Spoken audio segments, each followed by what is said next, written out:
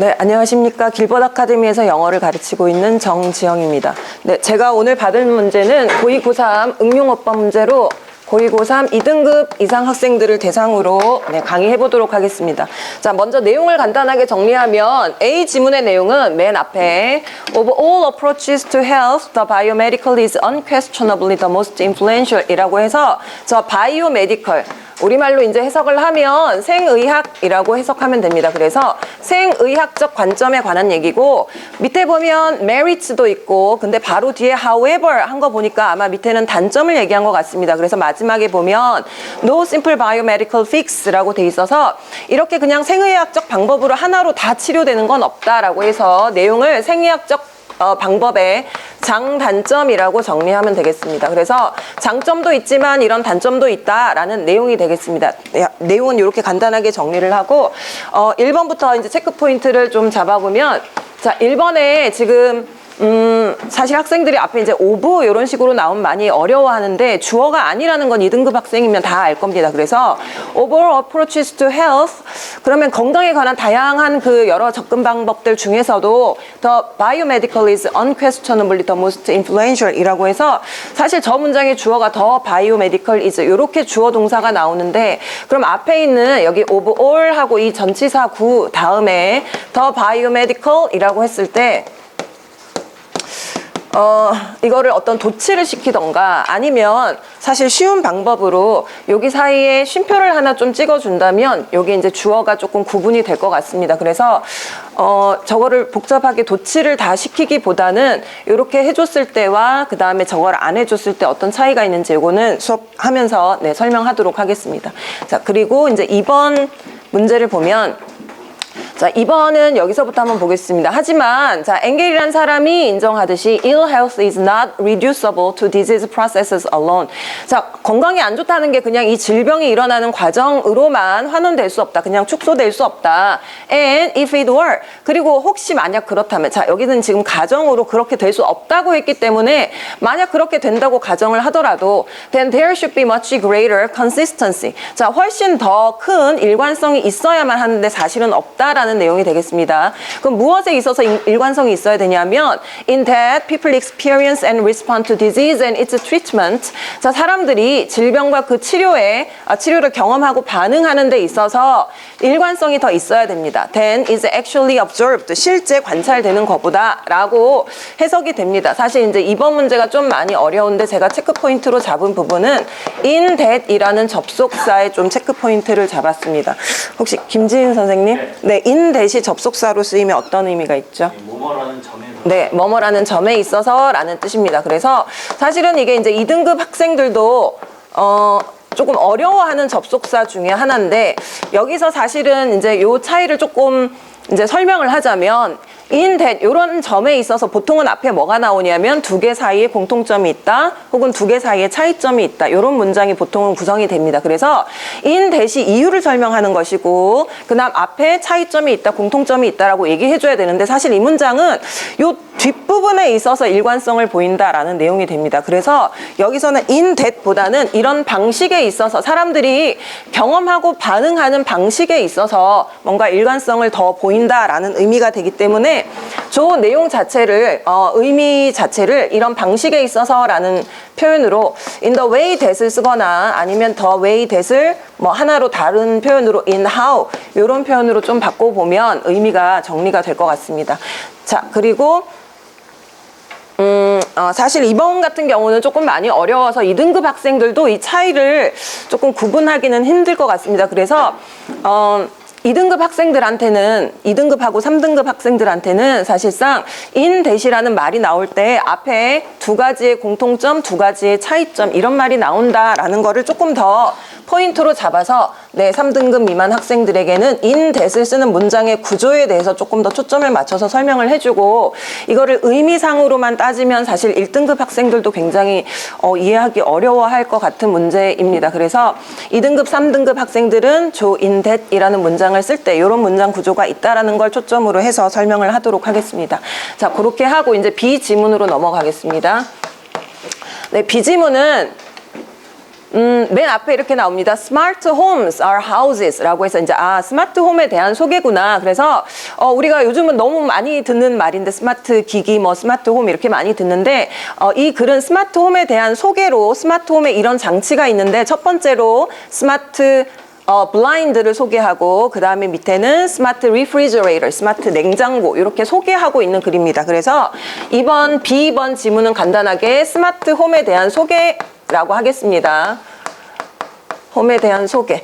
네, 그래서 두 가지 스마트 블라인드라는 게 있고 스마트 냉장고라는 게 있다. 이렇게 정리를 하도록 하겠습니다. 자, 그러면 B에서 제가 3번의 체크 포인트를 정리하고 넘어가면 3번이 문장을 먼저 읽어보면 Smart homes are houses. 자, 스마트 홈이란 이런 집입니다. Equipped with devices. 이런 장비를 갖추고 있는 집인데 어떤 장비냐면 that are operated automatically. 자동으로 작동이 되고 or can be controlled remotely. 아니면 사람이 원격으로 조정을 할 수 있는 그런 장치가 있는 집을 스마트 홈이라고 한다고 합니다. 자, 제가 저기서 이제 체크 포인트로 잡은 부분은 are operated 요 부분인데 사실 요거를 제대로 또 이해하려면 뒤에 있는 automatically라는 표현을 꼭 좀 같이 봐야 이해가 될 것 같습니다. 사실 이제 이게 자동사 타동사 문제인데 고2 학생이라면 2등급도 사실 어떤 경우에 자동사를 써야 되고 어떤 경우에 타동사를 써야 되는지 조금 어려워할 수 있습니다. 그래서 자동사 타동사가 다 되는 이제 동사 같은 경우는 어떤 차이가 있냐면 이 문장에서는 자, 자동으로 작동되는 장치라고 했으면 여기서 누군가가 작동을 시키는 게 아니고 이 장치가 자기 스스로 움직인다는 뜻입니다. 그러니까 자, 이 우리가 자동사 타동사가 다 되는 동사를 굳이 타동사로 쓰고 수동태로 쓸 때는 작동시키는 사람이 따로 있는 경우입니다. 근데 기계가 장치가 자기 혼자 작동한다고 했으니까 이 부분을 이렇게 수동태 형태로 쓸 게 아니라 자동사로 봐서 operate 그래야 자기가 스스로 자기 혼자서 작동한다라는 말이 됩니다. 그래서 딴 거보다 여기서는 이제 automatically라는 말을 잘 봐야 이거를 자동사로 쓸 수 있겠다라는 이제 표현이 되겠습니다. 그리고 사실은 이제 3등급 미만 학생들은 이 자동사 타동사 구분하는 걸 굉장히 힘들어합니다. 일단 자동사 타동사 개념이 조금 모호할 수도 있고 그래서 3등급 학생들에게는 자, 똑같은 동사가 자동사로 쓰일 수도 있고 타동사로 쓰일 수도 있는데 어떤 점이 다른지 타동사로 쓰일 때는 굳이 누군가 그 행동을 하는 사람이 있다. 그래서 그런 걸 수동태로 쓸 때 꼭 저는 행위자를 좀 찾아보려고 합니다. 그래서 수동태를 썼을 때 과연 누가 그 행위를 한 것인가 생각을 해봐라 라고 해서 실제로 행위자가 있다면 그거를 수동태로 써도 되지만 그렇지 않다면 자동사로 쓰는 게 맞다 라고 해서 자동사, 타동사 특히나 타동사를 수동태로 썼을 때 이 구분하는 거를 조금 더 설명을 추가적으로 하도록 하겠습니다. 자, 그리고 이제 4번 문제를 보면 스마트 냉장고에 관한 얘기인데 뭐 소개를 하면서 어떤 스마트 냉장고의 그 특징을 소개하고 있냐면 스마트 냉장고 안에 있는 모든 이제 뭐 상품들을 다 집에 있는 물건들을 다 추적을 해가지고 뭐가 다 떨어졌다 하면 미리 알려준다고 합니다. 그리고 또 하나가 더 있는데 it will also remember the expiration dates of all the items inside. 안에 들어있는 모든 물건의 그 유통기한을 다 기억한다고 합니다. 그래서 so you won't have to worry about 걱정할 필요가 없습니다. having spoiled food. 우리 냉장고에 혹시 상한 음식이 남아있지 않을까? 이거를 걱정할 필요가 없다라고 합니다. 자, 여기서 지금 제가 체크 포인트로 잡은 부분은 inside라는 건데요. 사실은 inside가 그냥 부사로만 쓰여서 내부에라는 뜻도 되지만 여기서는 의미를 조금 더 정확하게 해주기 위해서 어디 내부인지를 좀 써주면 좋을 것 같습니다. 그래서 inside를 전치사로 봐서 냉장고 안에 들어있는 모든 물건이라는 의미가 돼야 됩니다. 그래서 요거를 inside 뒤에 그 냉장고라는 말을 써줘서 요렇게 하면 학생들이 어떤 차이가 있는지 요거는 내용상 그냥 inside라는 말만 붙이면 내부에 라는 뜻이니까 솔직히 어디 내부인지 좀 모호할 수도 있습니다. 그래서 냉장고 안에 들어있는 모든 아이템의 그 유통기간을 다 추적한다. 요런 의미가 되겠습니다. 그러면 여기까지 3분을 잡고 수업 진행하도록 하겠습니다. 자, 1번 같은 지문은 사실 이제 고3 학생들 2등급이라면 주어가 저게 아니구나는 알겠지만 사실 우리가 이거를 소리 내서 읽으면 훨씬 조금 더 이해하기가 쉬울 수 있습니다. 그래서 of all approaches to health, the biomedical 이렇게 하면 연결이 잘 안 되고 사실은 건강에 관한 모든 접근 방법들 중에서라고 한번 끊어줘야 됩니다. 그러면 of all approaches to health 하고 쉼표가 들어가는 게 아주 자연스럽습니다. 그래서 the biomedical is unquestionably the most influential 이라고 해서 자 여기 쉼표를 넣어주는데 사실 고3 학생들도 쉼표 하나 가지고 저거를 맞다 틀렸다 할 수 있냐 조금 어렵게 느낄 수 있습니다. 근데 여기서는 주어를 구분해주기 위해서 저렇게 쉼표를 찍어주고 그렇지 않은 경우에 보통은 이제 부사가 앞에 나오는 경우는 도치가 되는 경우가 많기 때문에 네, 이 부분을 조금 구분해서 설명하도록 하겠습니다. 그래서 health까지 하고 뒤에 주어인 the biomedical 이렇게 나오는데